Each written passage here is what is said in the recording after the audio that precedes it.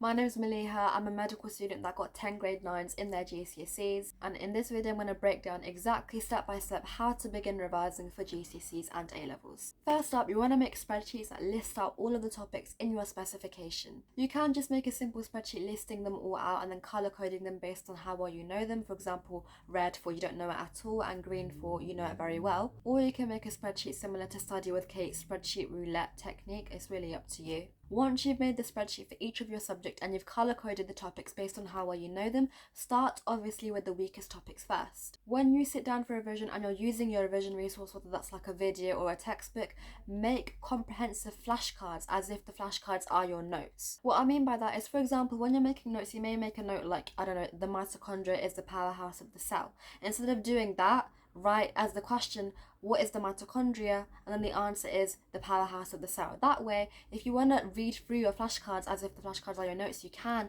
but they're also a revision resource, so they're a two-in-one. So it's a way for you to revise instead of just passively reading through them like you would with your notes. At the end of the revision session, have a short break. Maybe go get a snack or like, I don't know, walk about and stretch your legs. And then when you come back, blurt everything that you can remember. Once you finish blurting out everything you can remember, open up the revision resource again and get a different coloured pen, and anything that you missed out, write it in the different coloured pen. That way you can see where the gaps in your knowledge are. And finally, at the end of it all, finish it off with an exam question. Exam practice is very, very important because it'll teach you how to maximise your marks because you'll be learning what the examiners want from you. Make sure to do the exam practice and the blurting without looking at the resource, otherwise there's no point because you need to be actively trying to remember the information. That's what's going to help you remember it the most. Just as a reminder as well, lesson-wise is still running their free online classes for maths, English and science with real teachers and examiners for completely free. If you really want to get ahead this academic year, I wouldn't want you guys to miss out. Go to the description of this video now,